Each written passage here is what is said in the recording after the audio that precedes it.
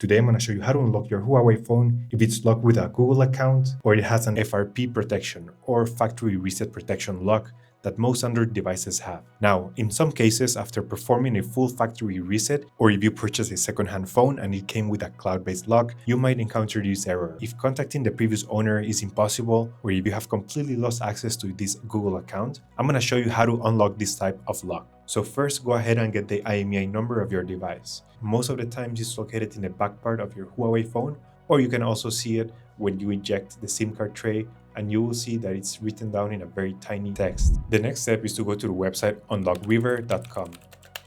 I will include all the official links in the description of this video. In this website, we have to check if the phone is not reported as lost or stolen, as we can only unlock phones that are clean. In other words, phones that are not blacklisted. So we will have to select the blacklist check tool. You can find it at the top menu.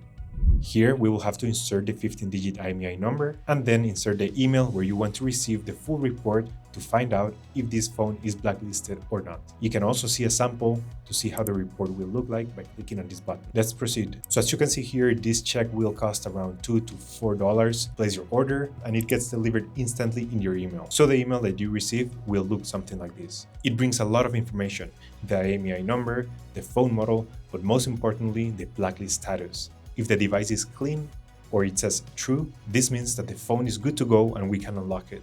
Otherwise, you will not be able to get your phone unlocked. Perfect. Now that we know that the phone can be unlocked, we're going to go to the account removal section or the FRP Unlock, which you can find it at the top of this menu.